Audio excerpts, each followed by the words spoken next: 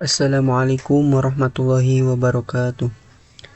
Perkenalkan, nama saya Syahrul Hidayatullah dengan NIM 23110130 dari kelas L 2023, Prodi S1 Teknik Informatika. Nah, pada kesempatan kali ini saya akan membahas mengenai SDLC atau System Development Life Cycle. Kalau di bahasa Indonesia kan itu siklus hidup pengembangan sistem. Nah, jadi yang dinamakan siklus artinya berputaran. Seperti gambar ini, dari bawah ke atas, dari atas ke bawah, dan selalu berputar. Nah, inilah yang dinamakan siklus. Kemudian selanjutnya,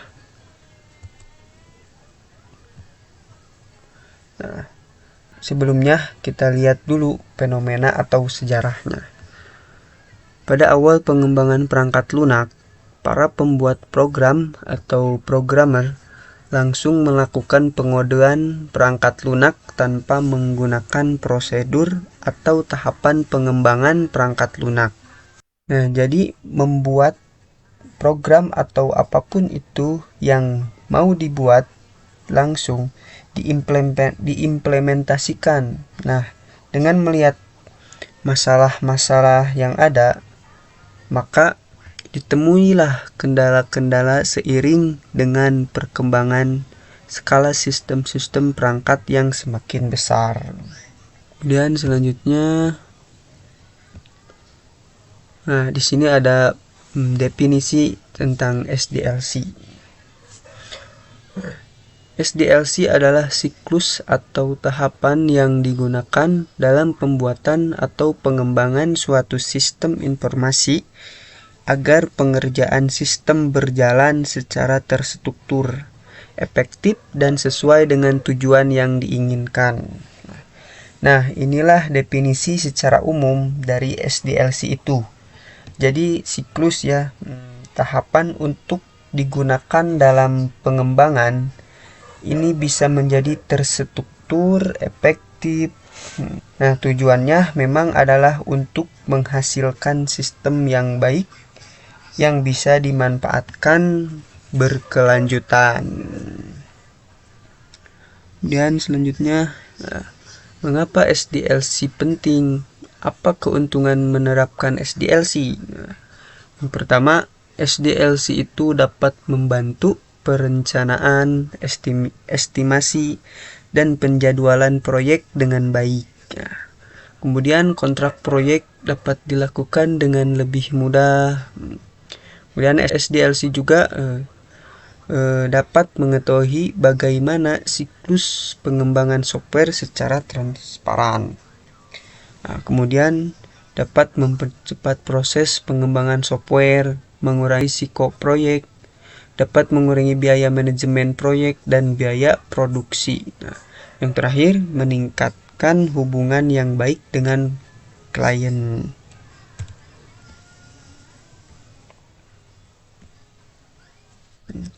Nah, ini adalah bagian utama dalam SDLC tersebut. Garis besarnya, SDLC itu jadi jadi yang pertama ada bagian perencanaan, kemudian ada bagian pembangunan, dan yang terakhir ada bagian evaluasi. Nah, inilah bagian utama dalam SDLC. Ada 3 ya. Yang pertama perencanaan, pembangunan, dan yang terakhir evaluasi. Kemudian di sini ada juga yang disebut dengan waterfall. Nah, waterfall ini adalah salah satu bagian dari model SDLC. Waterfall kalau diartikan itu adalah air terjun atau air yang jatuh.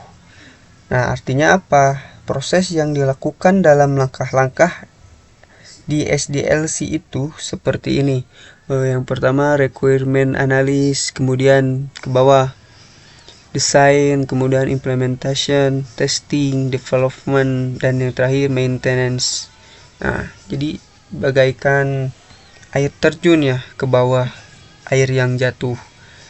Dari requirement analysis, kemudian desain, implementation, testing, development, dan maintenance. Nah, ini adalah salah satu bagian dari model SDLC. Kemudian tahapan waterfall. Tahapan waterfall yang pertama requirement, design, implementation, integration dan testing, operation dan maintenance. Nah, kita bahas satu persatu. Nah, yang pertama requirements. Nah, pada tahap ini pengembangan harus mengetahui seluruh informasi mengenai kebutuhan software seperti kegunaan software yang diinginkan oleh pengguna dan batasan software. Kemudian informasi tersebut biasanya diperoleh dari wawancara, survei, atau diskusi. Setelah itu informasi dianalisis sehingga mendapatkan data-data yang lengkap mengenai kebutuhan pengguna untuk pengembangan software tersebut.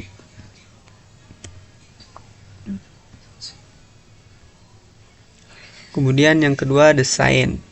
Desain dilakukan sebelum proses coding dimulai. Ini menunjukkan untuk gambaran lengkap tentang apa yang harus dikerjakan dan bagaimana tampilan dari sebuah sistem yang diinginkan, sehingga membantu mengspesifikkan kebutuhan hardware dan sistem. Juga mendefinisikan arsitektur sistem yang akan dibuat secara keseluruhan. Kemudian yang ketiga, implementation. Proses penulisan kode ada di tahap ini. Pembuatan software akan dipecah menjadi modul-modul kecil yang tadinya akan digabungkan dalam tahap selanjutnya. Dalam tahap ini juga akan dilakukan pemeriksaan lebih dalam terhadap modul yang sudah dibuat. Apakah sudah memenuhi fungsi yang diinginkan atau belum. Kemudian yang keempat, integration dan testing. Pada tahap keempat ini akan dilakukan penggabungan modul-modul yang sudah dibuat sebelumnya. Setelah itu akan dibuat pengujian yang bertujuan untuk mengetahui apakah software sudah sesuai desain yang diinginkan dan apakah masih ada kesalahan atau tidak. Yang terakhir, yang kelima, operation dan maintenance adalah tahapan terakhir dari metode waterfall. Di sini software yang sudah jadi akan dijalankan atau dioperasikan oleh penggunanya. Di samping itu dilakukan pula pemeliharaan. Yang pertama, perbaikan masalah, perbaikan implementasi unit sistem, dan peningkatan jasa sistem sesuai kebutuhan baru. Kemudian ada kelebihan waterfall. Yang pertama, waterfall itu sangat sederhana, mudah dipahami, dan digunakan untuk para pengembang pemula. Kemudian kelebihan waterfall itu mudah di-manage karena setiap tahap memiliki tugas-tugas spesifik ya. Kemudian yang terakhir, kelebihan waterfall itu sangat menghemat waktu karena setiap tahap diproses dan diselesaikan sekaligus. Kemudian selanjutnya kekurangan waterfall. Yang pertama, model ini hanya dapat digunakan ketika tersedia requirement atau kebutuhan yang sangat tepat. Kemudian yang kedua, model ini tidak dapat diterapkan untuk pemeliharaan sistem atau hanya untuk pengembangan sistem baru. Yang ketiga, apabila telah berada di tahap pengujian, tidak ada kemungkinan untuk kembali ke tahap sebelumnya untuk melakukan suatu perubahan. Nah, ini jadi kekurangannya waterfall.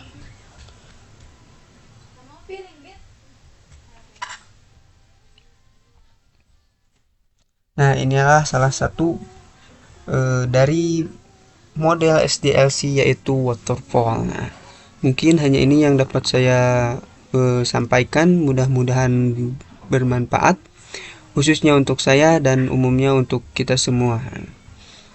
Akhir kata, wassalamualaikum warahmatullahi wabarakatuh.